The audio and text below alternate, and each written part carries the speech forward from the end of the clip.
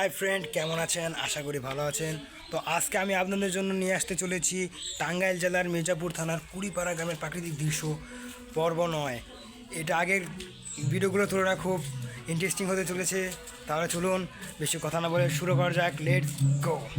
এটা হচ্ছে বাসন্তী মন্দির। প্রথমে দেখালাম আপনাদেরকে। এই যে আমি যে আজকের প্রায় 7 থেকে বা 8 মাস আগে যে একটা ভিডিও ছেড়েছিলাম না বাসন্তী মন্দিরের, সেই ঠাকুরটির, বাসন্তী ঠাকুর, এটা হচ্ছে সেই বাসন্তী মন্দিরের বাসন্তী ঠাকুর ছিল।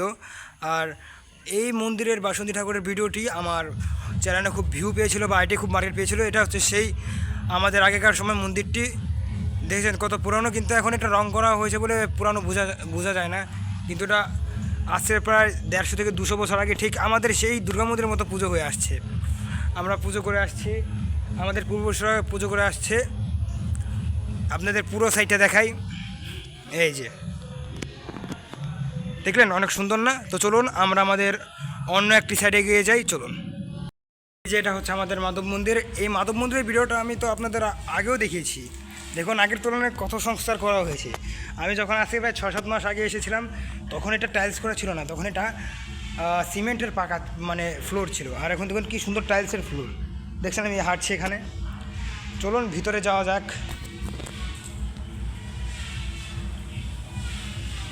এই যে এটা হচ্ছে মাধব ঠাকুর, দেখতে পাচ্ছেন? ওই যে আর একটু জুম করে দেখাই। এই যে এই যে মাধব ঠাকুর দেখছেন। আর এই পাশে হচ্ছে শিব ঠাকুর। এই যে দেখছেন, ওই যে দেখছেন শিবের মাথায় জল ঢালা হয়েছে। আর এই পাশটা হচ্ছে দুর্গা। এই লাইট দেয়নি তো সেই কারণে ভালো দেখাতে পারিনি, তবুও এটার কাজ খুব সুন্দর হয়েছে। আমরা যখন ছোট ছিলাম তখন এটা এরকম ছিল না। এটা দেখুন আগের তুলনায় কত সংস্কার করা হয়েছে। আমাদের পুরো কুড়িপাড়ার বেশিরভাগ প্রপার্টি হচ্ছে মাধব মন্দিরের নামে, যা সত্যি বলছি। আমাদের হিন্দু সার্কেলে যারা যারা আছে তাদের বেশিরভাগ জায়গায় এই মাধব বাড়ির দখলে, মানে মাধব বাড়ির প্রপার্টি। দেখেছেন কত সুন্দর আমাদের মাধব মন্দিরটা। আগের তুলনায় দেখুন কত সুন্দর টাইলস করা হয়েছে, খুব মারাত্মক, ঠিক না? তো চলুন আমরা আমাদের আরেকটি জায়গায় এগিয়ে যাই। চলুন। ও I am sorry to say, আপনাদের বলতে ভুলে গেছি। আমি তো পার্ট 2তে আপনাদের এই সাইডটি দেখিয়েছিলাম, কিন্তু ওই সাইডটা দেখাইনি। তো চলুন আমি একটা কাজ করি, ভিডিওটা স্কিপ করে আপনাদের ওই পাশটা নিয়ে যাই। আপনার একটু অপেক্ষা করুন প্লিজ। একটু যেখানে আমি আসতে চেয়েছিলাম সেখানে আমার আজকে আসা হলো। এই জায়গাটা চিনেন না? এই জায়গাটা আমার পরিচিত।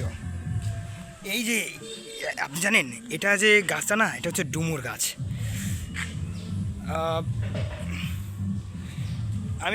আমি যখন আসতাম না তখন আমি এখান থেকে ডুমুর ছিঁড়ে ছিঁড়ে খেতাম। আপনাদের কি ডুমুর দেখাবে না? দাঁড়ান 1 সেকেন্ড। আমার সর্বশেষ দেখানো ভিডিও।